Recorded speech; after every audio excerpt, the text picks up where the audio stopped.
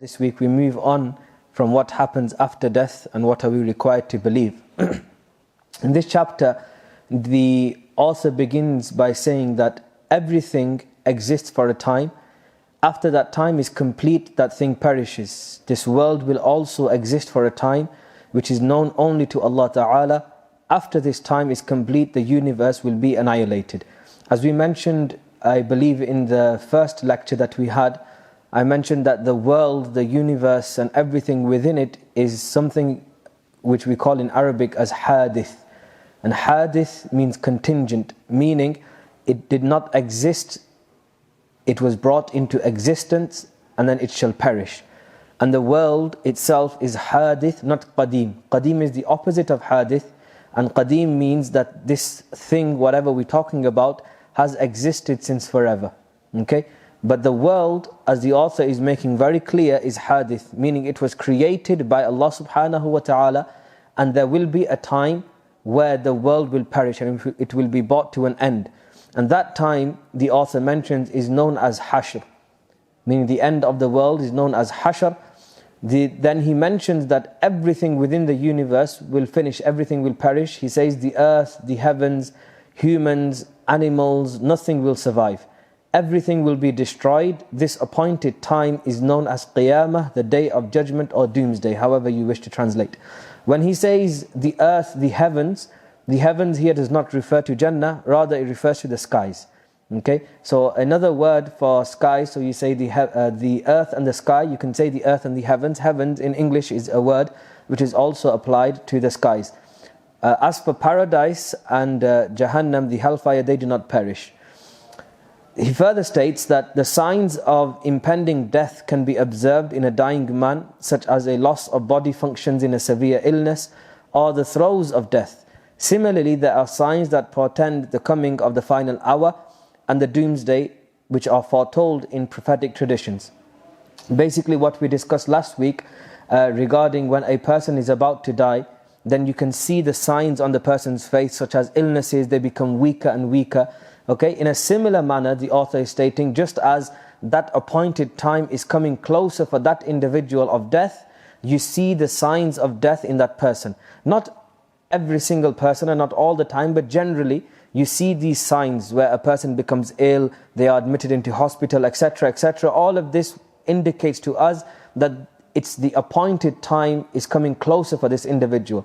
He says, in a similar manner, just like the world, just as the human body, the world also has an appointed time where it will finish. And the same way you see the signs of the end of time in a person's life, you will see them signs towards the end of the time, the appointed time of the world. And these signs are known as ashratu sa'a. Ashratun literally means signs, and sa'a is another word for the hour. Literally translates as the hour, and the hour refers to the day of judgment, doomsday. So that's why he continues on and he makes an entire chapter regarding those things which will occur towards the end of times. A lot of these things we have heard, and a lot of these things have happened, and many are yet to happen. The easiest way to divide the signs of the day of judgment which are mentioned within the Quran and which are mentioned within the Sunnah of the Messenger sallallahu alaihi wasallam is by splitting them into two categories. The first category would be the minor signs of the day of judgment, and the second category would be the major signs of the day of judgment. So that's an easy way to split the different signs into their categories. So the minor signs and then the major signs. The minor signs are plenty, and there are many mentioned in narrations and in prophetic ahadith, and the scholars have after that commented upon these minor signs. Then we have the major signs. The major signs we will cover inshallah next week, because there are more detail, and there is more detail regarding the major signs than there are regarding the minor signs. As the major signs, some of them are like, for example, the coming of the Dajjal, the return of Sayyidina Isa alayhi salatu wasalam, etc. All of these are major signs, and there are various Quranic evidences for them and various prophetic narrations explaining these major signs. So that would be a lecture inshallah next week, where we'll discuss exactly what we need to believe or what is mentioned regarding these signs. As for the minor signs, the author says that a number of signs that Judgment Day is drawing closer have been foretold. Foretold by who? Foretold by the Messenger sallallahu alaihi wasallam. And then he lists approximately 20 of them, and we'll go through them inshallah one at a time and commentate, not in too great detail, otherwise we'll be here for a long time. I'll try to keep it minimal, but to understand that these signs are there. And now you're going to be thinking, what is the point of listening to or learning or studying regarding these signs? What benefit does studying the signs of the Day of Judgment bring us? Okay, and the Messenger sallallahu alaihi wasallam, why would he mention them? Why would he foretell all of these signs? The purpose of all of this regarding learning or studying regarding the Day of Judgment, or learning regarding the end of times, learning about the signs, the minor and major, is to prepare us for the Day of Judgment. To kind of give us this feeling that, okay, this sign has happened, this sign has happened, this sign. A lot of these signs, the more the signs occur, the more a person should take nasiha and should take counsel from every single one of these signs. That the signs are happening so quickly, that means the Day of Judgment is approaching. If the Day of Judgment is approaching, what have I prepared for the Day of Judgment? That's the purpose of the Messenger sallallahu alaihi wasallam informing us of these signs. As one of the companions came to the Messenger sallallahu alaihi wasallam and he said, "O Messenger of God, inform me about the hour, the sa'a, when is the Day of Judgment going to happen?" The response that the Messenger sallallahu alaihi wasallam gave to him was a lesson. And he said to him, "O my companion, what have you prepared? What have you prepared for the Day of Judgment?" This indicates, and this teaches a lesson, that you could know all of the minor and major signs of the Day of Judgment. The knowledge of it is not what's important. Rather, the action that stems from that knowledge is what will be beneficial for each and every single one of us. So I will mention these signs inshallah, give you a bit of detail, a bit of context regarding them as well inshallah, so you can take a lesson from them and observe the world around you and see what is going on in the world. And once you can do that, then that should stem action. Okay, that should provoke you and incite you and give you more eagerness in applying what you know, the knowledge, and putting that into action in preparation for the Day of Judgment. So the author begins by mentioning these signs. The first sign he mentions is very important, and you must have heard multiple lectures regarding this first sign. The first sign, he says, is knowledge will decrease immensely and scholars will depart. This is the first sign that the author mentions regarding the Day of Judgment. Now, if you were to take this sign and apply it to the current world right now, this should be a lesson for you. How often do we see people are completely detached from knowledge? How often do we see people have no interest in seeking knowledge? How often do we see the mass ignorance amongst our communities? Very often. But we see people on the other hand involved in every single thing other than knowledge. Okay, when it comes to knowledge, people are very reluctant to joining a class, to coming to a lecture, to enrolling onto a course. Anything other than that, whether that be going out to eat, etc., people will do that. Why would they do that? It's a sign of the Day of Judgment, that the interest towards knowledge, the importance put towards knowledge will decrease. Okay, and once the interest decreases, of course the knowledge will decrease.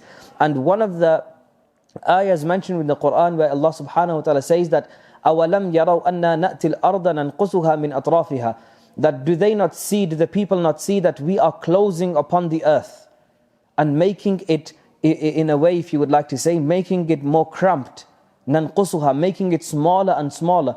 And when the commentators commentate on this verse in the Quran, they say that one of the ways how Allah subhanahu wa ta'ala decreases the space upon the earth is by removing knowledge and taking away scholars.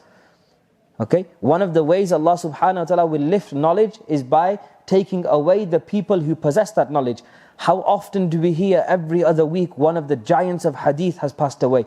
One of the greatest theologians of his time has left the world. One of these great leaders, faith-based leaders, have passed away. We hear this so often. This is one of the signs of the Day of Judgment, that the ulama, the scholars, the possessors of knowledge will leave the world, and Allah subhanahu wa ta'ala will lift them from the world. And this should act as a sign. Okay, that's the first one. The second sign of the Day of Judgment that the author mentions is ignorance and savageness and barbarity, jahl, will be widespread. Of course, that's a reaction of the knowledge being taken away and knowledge decreasing. What happens when there is no knowledge, when there is no education? You have uneducated people. what do uneducated people tend to do? They do things which are not befitting an educated person, because they are not educated, they do not have that education, they do not have that knowledge. Okay, so we have two things. We have the alim, which is the knowledgeable person, and we have the jahil, which is the illiterate person. Okay, and another translation of jahil is an ignorant person. If you do not possess knowledge, you will fall into that category. If you do not seek education, you will fall into that category. Okay, so the author is saying that this jahala will increase and become widespread amongst the communities. And as I just commented earlier, that is what is happening in our modern world.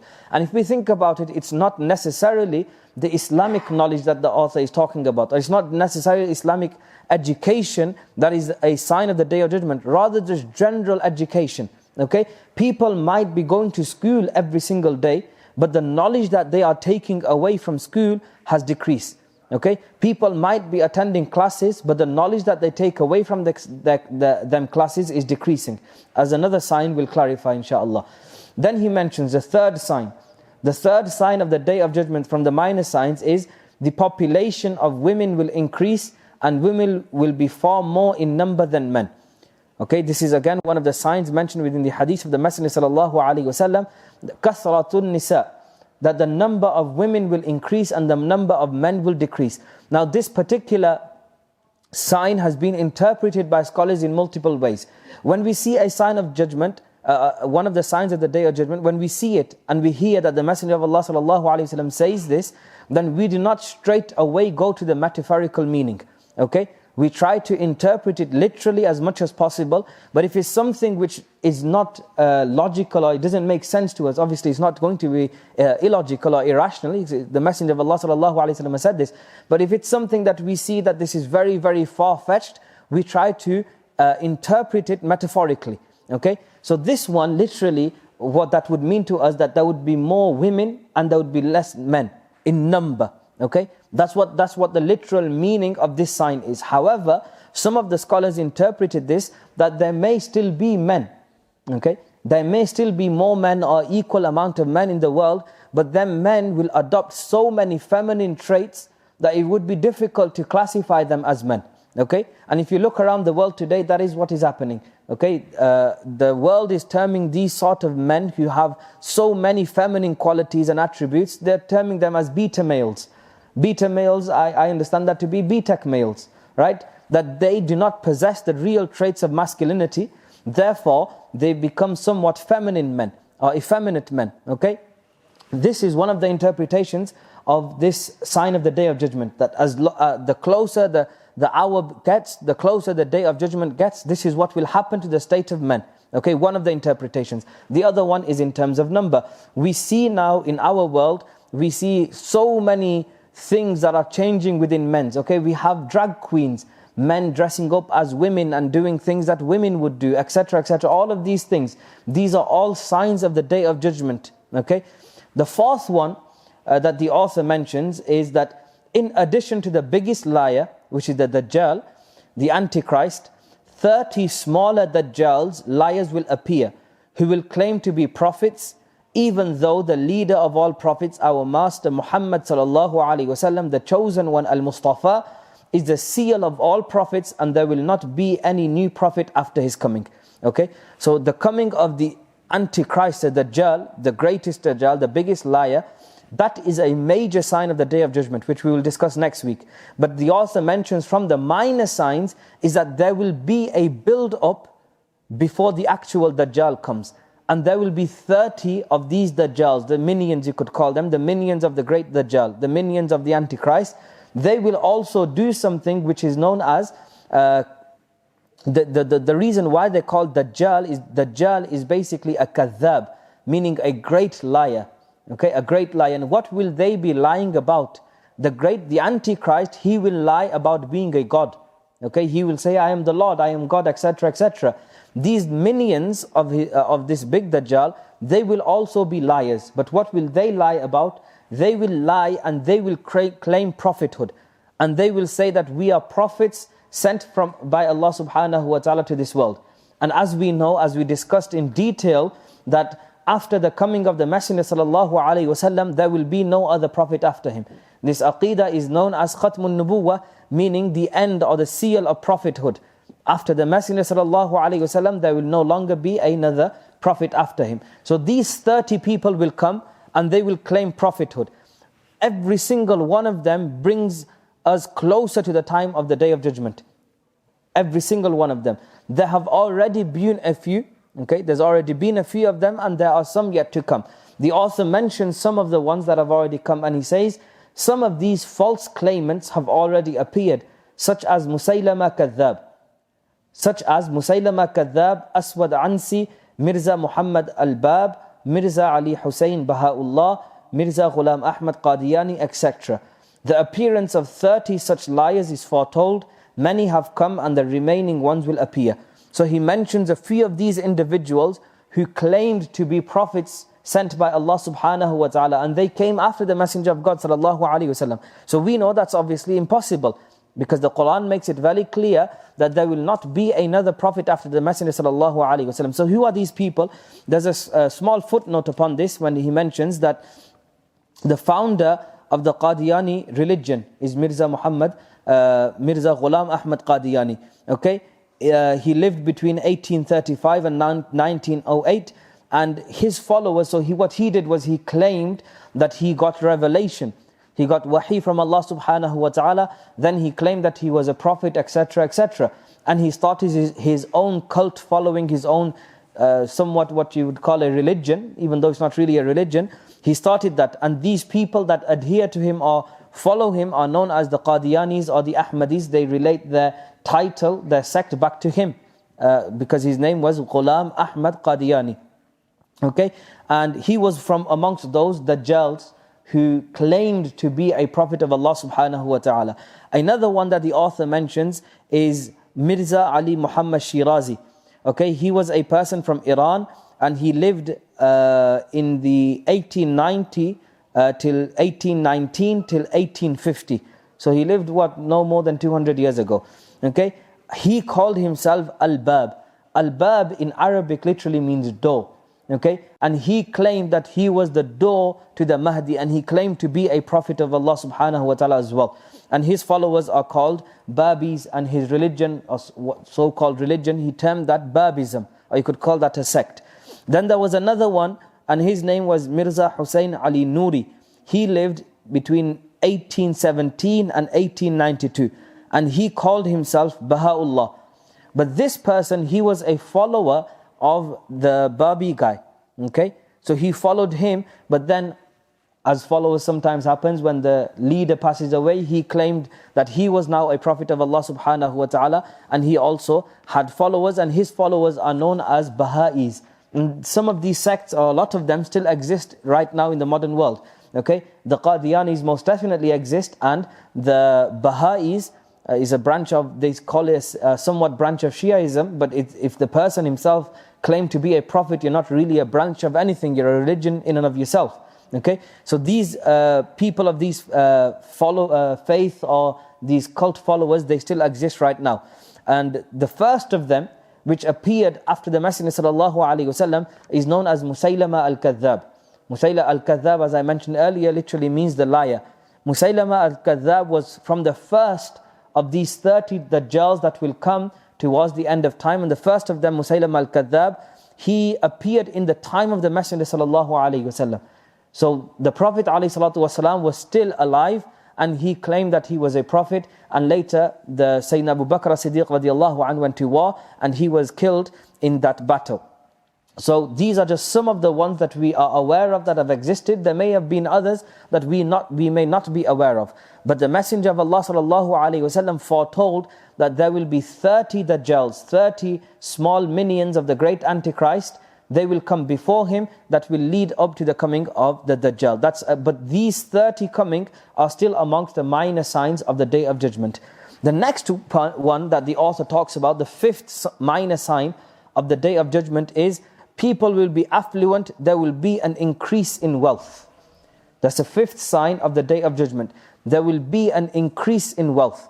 Okay, if you look at the finance industry, or you just go on the internet and Google a couple of these things, you will realize that the amount of money that exists right now in the world has never existed.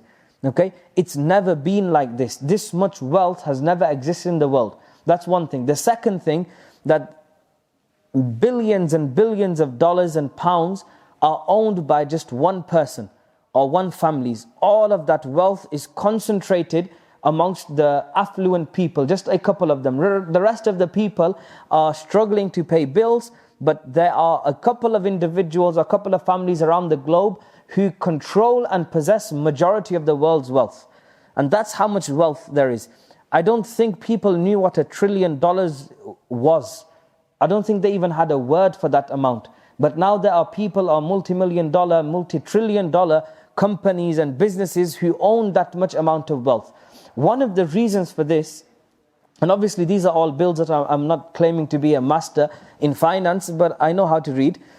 So before, currency was measured in gold and silver, and there was only a limited amount of gold and silver a person could possess. Okay, a person would not possess factories and lands of gold. Okay, that would not be the case. They would have a limited number of gold coins and silver coins, and that would be their entire wealth, apart from the land, etc., that they possessed. But since the advent of fiat currency is basically just you value against gold and then you print that money. Okay, so like your £10 note, if you look at the £10 note, it says it's backed by the Reserve Bank. The Reserve Bank of England is meant to possess £10 in gold, in the amount of gold. But if you look around in the world banks across the world, I don't think any bank actually has the amount of gold or silver reserve for the fiat currency that is in circulation in their country. I don't think that exists anymore. So money is being printed, so-called money, okay, because in reality it does not have any value. It's just a piece of paper. You can take it from a rippable piece of paper and make it plastic so it doesn't drip, but it doesn't add any value to the piece of paper. It's still a piece of paper. Yes? So that has now increased. So there's no actual control of money. Then what do you see? You see that people are valuing their businesses at trillions of dollars, billions of dollars. Okay? We might say that this is so-called wealth. It doesn't actually exist in the world, but the point being is these people are valued at that amount of wealth. Okay? And if they wanted to, they could possibly spend millions and billions of dollars. Okay? That is again a sign of the Day of Judgment, that wealth will increase so much that people will be baffled and bamboozled by how much people own and how much people possess. Isn't that the case when we look at people like Elon Musk and Jeff Bezos and Adani from India, who's currently going through a crisis in his wealth, if you read the news? Yes, these people own billions and billions and billions of dollars and billions of pounds. Okay, one person or one family owning that much amount of wealth. This was unheard of in previous generations and previous communities. Again, this is one of the signs of the Day of Judgment. Moving on, when we look at the sixth one that the author mentioned, the sixth minor sign of the Day of Judgment, he says that the arid lands of Arabia will become green and fertile. There will be streams, farming and gardens in the erstwhile desert. Okay, this is one of the signs of the minor signs of the Day of Judgment. The land of Arabia, if you look at it right now, for those of you that have been to Saudi Arabia to perform Hajj and Umrah, you've just gone to visit, etc., you will see that it's just desert. It's barren land. There's no greenery. Okay, but as we see throughout the years, greenery is appearing in that land. Okay, whether that be actual greenery. Okay, I remember I was talking to a scholar regarding this sign, and he mentioned that it doesn't necessarily have to be crops growing from the ground themselves. Okay, recently we saw a video circulated when it rained a lot in the lands of Makkah al-Mukarramah, Madinah al-Munawwarah and the surrounding areas.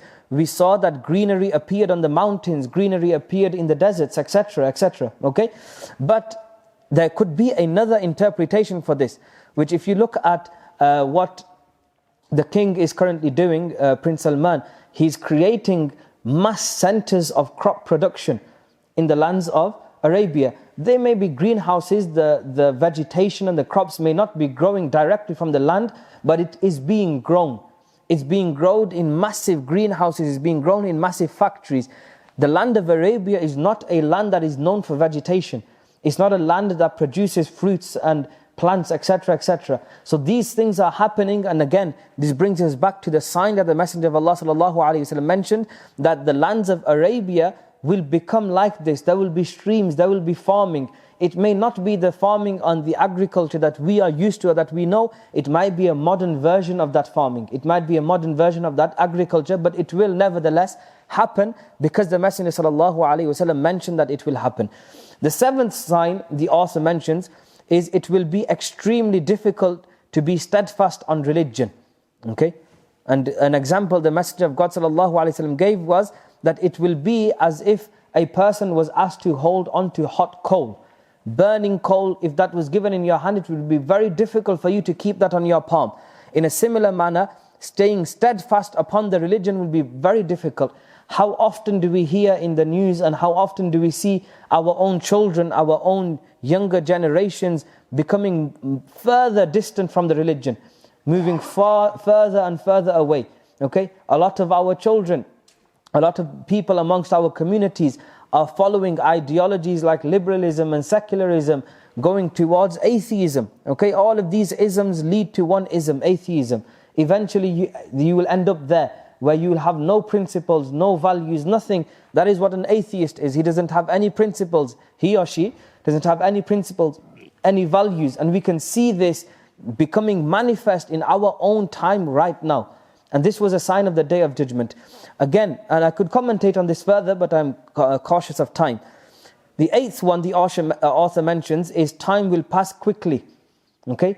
Again, a sign of the Day of Judgment that we are witnessing amongst ourselves. In our own lives. We go to work and we come home and the day's over. We've not even done anything other than go to work.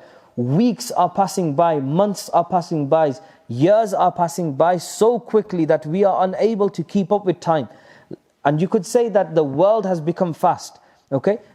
There's the same amount of hours as there were previously. The hours are the same, the sun rises at the same time and sets at the same time as it did. Everything is the same. And when people will say that the world has become fast, the world has not become fast. Time is passing quicker as a sign of the Day of Judgment. Okay? You may have just got married recently and you will feel that I already have a child and the child is grown and they're going to school and all of it is happening so quickly. We are struggling to keep up with that. Why is that? Not because the world has gone faster, it's because time is passing quicker and quicker because the Day of Judgment is approaching. Okay? Another sign that the author mentions is people will pay zakat grudgingly. Giving zakat, okay, the charity, the obligation of charity, not the one that you give on Jummah, that's voluntary donations, that's voluntary sadaqah, that's charity.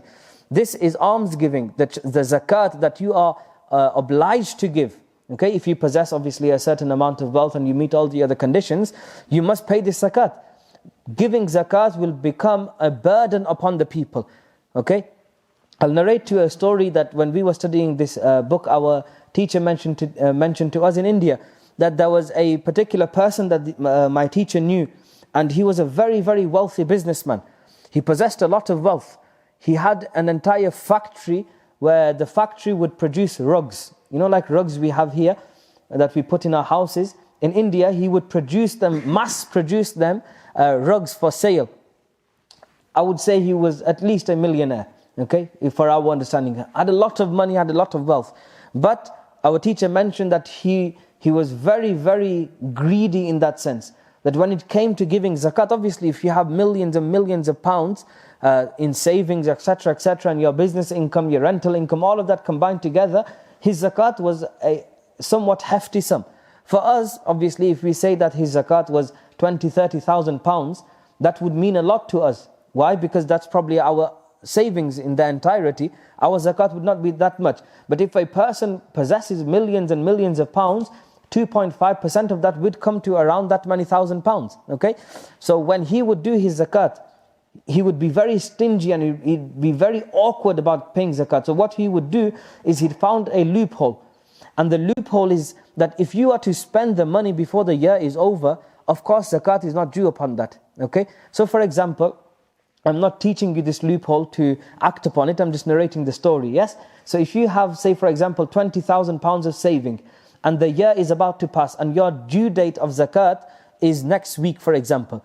If you were to go and now upgrade your car, say you drive a Nissan Micra right now, and you were to go out and buy a BMW 4 Series worth about 20,000 pounds, okay? You went out and purchased that, then you would no longer have to pay zakat upon that money, okay? Because you've used it for something which is a necessity, like having a vehicle, okay? So that's what this person used to do. Every time the time would come for him to pay the zakat, he would go out and buy the most expensive car, okay? Once he'd do that and his due date would pass, he would go back, sell that car and get his money back. He would do this, apply this loophole just to avoid having to give zakat. That was his sole purpose and reason. So when our teacher was telling us the story that he did this for a year or 2 years, and then what happened, and this is what my teacher said, and he said this was the wrath of Allah upon this individual, because he played about with the rulings, he played about with the religion of Allah subhanahu wa ta'ala. He was being greedy and stingy in giving zakat and helping the poor and needy in his country. What did Allah subhanahu wa ta'ala do? My teacher narrated that his entire factory burnt down. His entire factory burnt down and all of his wealth was lost. So he basically became homeless, if you would like to say. Everything that he possessed was taken away from him by Allah subhanahu wa ta'ala because he was stingy in giving zakat. Okay? This is just one story, one narration. But this will increase. Okay? How much of a burden do we feel donating 5-10 pounds to the masjid? Just on a regular basis. If you take that aside, when it comes to giving zakat, of course that will be more. Okay? Depending on how much wealth you possess and how much savings you own. Okay? That will be greater. When people see big digits, 300-400 pounds, 500 pounds, they think, I feel like I'm wasting my money. I'm not investing it in anything. I'm giving it away to the poor. That's the mentality that people have when it comes to giving zakat. When zakat actually is a sadaqah. It's a type of charity that should make you feel good that you are helping the poor person. But because we've become very selfish, we do not do that anymore. This is one of the signs of the Day of Judgment. Then he mentions that the 10th sign is people will seek knowledge for worldly gains. People will seek knowledge for worldly gains. There may be some sort of interest towards seeking knowledge, but the purpose and the intention behind seeking that knowledge will not be to aid and assist the religion of Allah subhanahu wa ta'ala. It will not be to teach and preach to the masses, to bring people back towards the religion. Rather, they will seek this knowledge for worldly gain. Okay? They will seek this knowledge to become influencers. They will seek this knowledge to become well known amongst their communities. They will seek this knowledge to become people of praise, that people talk nice about them. People think they are very religious and very learned. Okay? These will be the hidden agendas and intentions in the hearts of people when they are seeking knowledge. May Allah subhanahu wa ta'ala protect us from that. The 11th one the author mentions, he says, men will obey their wives and disobey their parents. This is amongst the clear signs of the Day of Judgment, from amongst the minor ones. If you just look around our own societies and communities, what is happening? This is what happens on a regular basis. Men are becoming subservient to their wives. Okay?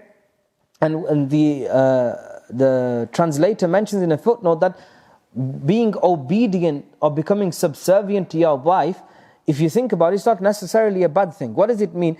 What we understand when any scholar ever mentions this, what some people mistakenly understand is that if your wife says, can we paint the wall pink? You just say, no, I'm not going to listen to you. Okay? That's not obeying your wife or being subservient to your wife. That's just basic mutual love. Okay? What the author is mentioning and what the sign of the Day of Judgment is that people will listen to their wives and follow their wives instead of listening to their parents. Okay? Instead of, they would listen to their wives over their parents. Okay? They will cater for their wives and not cater for their parents. How often do we see that men are kicking out their own parents from their homes and at the command or the order or the request of the wife? Okay, this has become so common. If you go around, I have a friend who works in care homes. Actually, he runs the care home, he owns the care homes. He says to me that a lot of the people in his care homes are Muslims. Muslims, elders who have been kicked out by their own children from their own houses. Like the children do not even possess or own them houses, but they are being kicked out by their children, their sons. And why? Because the wife said, I can't live with the parents, so you kick them out the house. Okay? This is what's happening in the modern world right now. And this was foretold by the Messenger of God sallallahu alaihi wasallam. And just to make a side note here, that kicking your parents out from a home and putting them in the care home is haram. Okay, it's not permissible to do that. There is nobody there that will look after them. If you look at some of these care home documentaries and you see the atrocities that take place in care homes and the way these people treat your parents, you should feel disgusted even having the thought of putting your parents into a care home. It is your responsibility as a son or a daughter to look after your parents. They looked after you, they nurtured you from a young age and they made you what you are. Now it's your job to do that for them. Okay? Number 12, from the signs of the Day of Judgment, drinking wine or alcoholic drinks will become common. Okay? We can see the mass production of alcohol. The alcohol industry is one of the most money-making industries. You know, sometimes you think when you meet someone who's drunk alcohol or somebody who's not right in the head at the moment because they've just gone to the pub and they come back, and you look at that person barely being able to walk. Okay, these people commit so many crimes, they do so many things which are not befitting societies and communities. You must think to yourself, why is this even permissible? Why is this even allowed? Why is the UK government not banning alcohol completely, like making it the sale of alcohol become impermissible because of the evil that comes from drinking alcohol? You would think that to yourself. Well, I think that to myself, and alhamdulillah, I think that's why the Sharia has banned it. Okay, and made it impermissible because of all of these things that come as a result of a person drinking alcohol. But why is it still permissible and widely available everywhere in the world? Because it makes money. Okay, and alcohol brings money to the people. It's a multi-million-dollar business. Okay, and it's becoming more and more across the globe. Even the so-called Muslim countries who are meant to implement the rule of the Sharia in the sense that they ban alcohol and don't have anything to do with alcohol, even they are laxing their rulings and making it more easier to import alcohol, to export alcohol, to produce alcohol, and even to drink alcohol. There is no place in the world or no country in the world where alcohol is completely not available and not there. Okay, you may look back to even our own countries such as Pakistan, Saudi Arabia. These are so-called Muslim countries. Even their alcohol is available, readily available. Okay, you can even go to the villages in these countries and you'll find alcohol there. This is a sign of the Day of Judgment. One of the greatest problems facing the Muslim Ummah right now is the consumption of alcohol. Okay, and this is a sign of the Day of Judgment. Then he mentions number 13, incompetent people will become leaders of the community.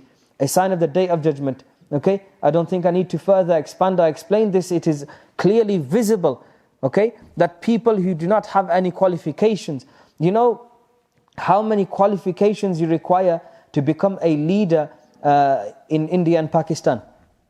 You know how many qualifications require? Nothing, zero. You could be the most illiterate person in the whole country, but you could become the Prime Minister of the country. Okay, the bar is so low, the standard is so low. That's why we see incompetent people becoming leaders. Our recent prime ministers in the United Kingdom are a clear example of incompetent people being put in charge of masses, being put in charge of the public. They are not able to fulfill the role, they're not able to do the duties, but they become the prime minister, the leaders of their country. A sign of the Day of Judgment. Incompetent people will become leaders. Number 14, a treasure of gold will be extracted from the Euphrates River. Okay, this is one that is quite popular right now because we see that the sea level, okay, is decreasing in the Euphrates River. Okay, the water is drying up in the Euphrates River, and this is again a sign of the Day of Judgment. Once the water dries up, the Euphrates River, there will be a mountain of gold, as mentioned in the prophetic hadith, a jabal. Okay, and the jabal does not necessarily mean like you think a mountain. The first mountain that probably comes to your head is Mount Everest. Okay, and don't think that there will be a gold unearthed underneath the Euphrates River the size of Mount Everest. The mountain can refer to even smaller peaks, okay? But gold will be unearthed from the Euphrates River, and this is a sign that has not yet occurred, but we can see it coming. We can see it coming as the water levels dry up in the Euphrates River. Sign number 15, the author mentions that the earth will cast out that which is buried in it. The earth will cast out that which is buried in it, and this could have multiple interpretations. Okay, there are treasures beneath the earth. Okay, there have been multiple civilizations before us in multiple lands. They might have buried certain things. They might have buried entire treasures. If you go to India, you will see, I've seen it firsthand, where people have unearthed gold and jewelry from thousands of years ago. I could not even say how old they were. Okay, and that was beneath the earth, and people were unearthing that gold, that silver, that treasure. That could be one interpretation. Another interpretation of this sign could be the city of Pompeii. Okay, I think you get taught this in school. I'm not sure if you still do, but we were taught this in school. The city of Pompeii was completely covered under volcanic ash. Okay, and then that city was unearthed. Okay, and it became visible once again. You could understand that the city of Pompeii becoming unearthed again is from the signs of the Day of Judgment, that the city was itself a treasure that was covered, it was hidden, the earth had engulfed it, and then it became visible again. That could be one of the interpretations of this sign. Moving on, sign number 16, he says, people will misappropriate and plunder trusts. How often do we find people amongst our own community that we can actually trust and we can rely upon? Not many. Okay, people have become very selfish. It is very easy for people to break a promise, to commit to a trust and then not fulfill that trust. If you look at the days of Arabia, promises and trusts were, people would guard them with their life. If they had promised a person that I will do this or I will not do this, they would not back off from that. Okay, these promises and trusts were held in high regard, and the Quran makes it very clear as well, where Allah subhanahu wa ta'ala says that do not break your trusts, do not make promises and then not fulfill your promises. From the signs of a true believer is that a true believer fulfills his promises. A true believer does not break trusts. A true believer does not deceive people. Okay, all of these are signs of true faith and true belief. Okay, and this is what the world was like. Where if like they say in Urdu, there's a saying, "Zaban ki bhi koi auqat hai." Okay, that if you say something from your tongue, your words have some sort of value. If you said that I will do this, I will not do this, you are somewhat expected to live up to that and not break your promise and not break your trust. What has happened? People say anything and everything. Okay, I'll do this, and they still don't end up doing it. Okay, false promises. Okay, they promise not to do something, they go behind your back and they still do it. This has become very common amongst our societies and communities. One of the signs of the Day of Judgment. Number 17, people will speak loudly and make commotion in mosques. Again, I don't think I need to give you an example of that. There's multiple examples where every person thinks they can come into the masjid, shout, scream, talk, do whatever. Okay, it's a sign of the Day of Judgment. Okay, that people will treat the masjid just like a public place. Like you come in here with no etiquettes of the masjid, no adab of the masjid are maintained. Just like they would scream and shout outside in public in the streets, they will come and they will do that in the masajid, in the houses of Allah subhanahu wa ta'ala. Okay, the houses and the masajid of Allah subhanahu wa ta'ala have a particular respect and honor about them that we must uphold. Okay, so as a lesson, what do we learn from this lesson? We learn the lesson that we should not be doing these things. We should not be shouting and screaming and causing commotion in the masjids. Number 18, he mentions impious and corrupt fusaq. Okay, fusaq is the plural of fasiq. Okay, what you read the Quran, fasiqun, fasiqeen. Okay, these are impious and corrupt people. They will become community leaders, as we mentioned earlier. Okay, it's not about competency. It's not about piety. When selecting community leaders, what's the first thing? What's the first criteria that we look for? We look for the person with the most amount of wealth. The person who has the most money, they will become the leader, they will become in charge. Okay? Even though they might be impious, even though they may be corrupt, even though they earned and amassed their wealth through fraud and corruption, regardless of all of that, they will be in positions of power, they will be put in positions of authority based upon wealth, not based upon piety, a sign of the Day of Judgment. Number 19, rabble-rousers and rogues will be treated with respect and honor. Again, a sign of the Day of Judgment. People who cause commotion, people who are, as an easier word for you in here might be the gangsters. Okay, the gangsters on the streets, the people who think that they run Oldham or any other city for that matter. They are the drug dealers, the people who do fraud. All of these people who drive around in these flashy cars, all earned and accumulated from drug money, they will be respected. People will respect them. People will honor them. People will take them as their role models and they will want to become like them. Isn't that the case amongst our children? When they see a flashy car, they want to be like that. They want to possess that car. When they learn that this person did so-and-so crime or so-and-so fraud and did this so-and-so drug deal to amass that wealth, they think that, okay, I just want that car regardless of what I have to do. Okay? They have a particular respect and honor for these people. Where should these people actually be? They should be imprisoned. Okay? They destroy communities, they destroy harmony, they destroy peace. That's where they should be. Rather, they are saluted and people would stand in honor for them. I've witnessed this with my own eye. A person who was a known drug dealer amongst the community once came into the masjid and the imam stood up for him. Wallahi al-azim, it disheartened me. And I remember the sign of the Day of Judgment, that people who do these crimes and are well known to do them, they will be respected not only by average people and laymen, rather community leaders such as imams and a'immah and scholars, even they will begin to honor and respect these people. May Allah subhanahu wa ta'ala protect us from that. Number 20, the sign he mentions, is people of later times will curse and abuse our pious elders. Wallahi al-azim, this is one of the signs that makes me cry of the Day of Judgment. We think that we are the most learned, the most educated generation to ever exist. Okay? You go a generation below us, what they term our Generation Z. Okay? The millennials. They think that we are stupid and we don't know anything. We don't know how the world works. What do we say? We started off by saying our parents don't know anything. They don't know what the world is. They don't know how life works. Cursing your elders, slandering those people that came before you. Okay? This has become more and more common. Okay? How often do you hear young children saying, oh, mom and dad don't know what day it is. Okay?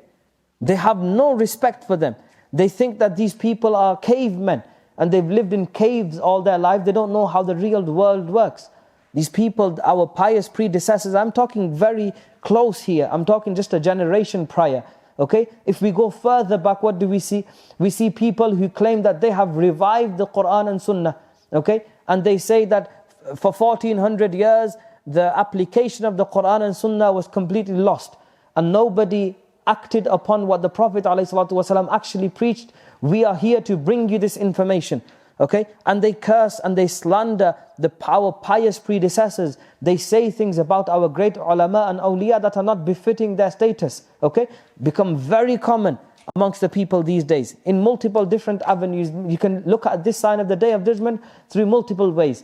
One of them is simply to understand is children losing respect for their parents, for their grandparents, and saying that they were from back home. A common word that really annoys me sometimes that I hear is when people say, oh, you're a tep. Well, what does that even mean? Okay? Just because you come from a different country, you become a tep. What's that meant to be? This is a derogatory term. Okay?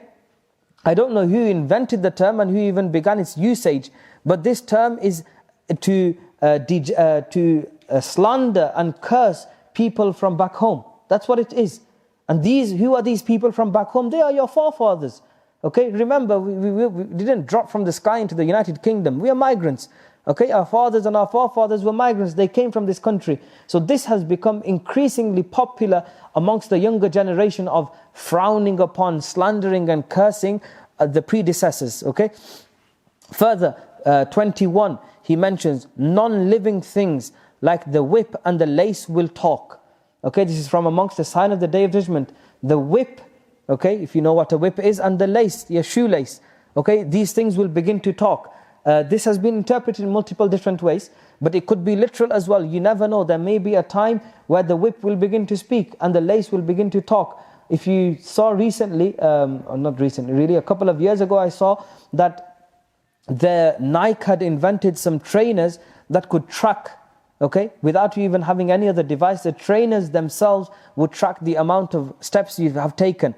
Okay, these are all things which could possibly relate back to this telling of the Messenger sallallahu alaihi wasallam, that nobody would ever imagine that a shoe would be able to provide that information. Okay, nobody would ever imagine that these things would be able to provide that information. In a similar manner, or in another way, the author mentions and the translator interprets that it could mean inanimate objects will begin to speak. Okay? When you go home and you go to your house, and what do you say? Amazon or Alexa or hey Google, hey Siri. What are you talking to? You're talking to a phone. This phone is an inanimate object. It doesn't have any feelings. It has no emotions. But you are communicating, and it does communicate back. Technology advancement. Okay? You talk to your phone and it replies back to you, tells you things. You talk to Alexa, you tell Alexa to turn the lights off, it turns the lights off. Okay, so it listens to you, it replies back to you, it even does what you're doing. Okay, these are all things which were inanimate. Nobody would have ever thought that something which looks like a pebble, okay, the Amazon Alexa or Google Home, I'm getting confused between what they look like, but like a cylinder or a pebble, things of this shape will ever talk, will be able to communicate. Nobody ever thought that, okay? But that is happening. That's what one interpretation of what this could mean. 22, 23, 24 and 25. These are the major signs. The first of them is the coming of Dajjal, the Antichrist. The second is the appearance of Imam al-Mahdi. The 24th is the return of Sayyidina Isa ala nabiyyina wa alayhi salatu wasalam. And the last one is that the sun will rise from the west and the door of repentance, Tawbah, will be closed forever. These, Dajjal, Sayyidina Imam Mahdi, Sayyidina Isa and the sun rising from the west. These four are from amongst the major signs of the Day of Judgment, and there is more detail regarding them. And inshallah, we will continue with these major signs next Monday, inshallah.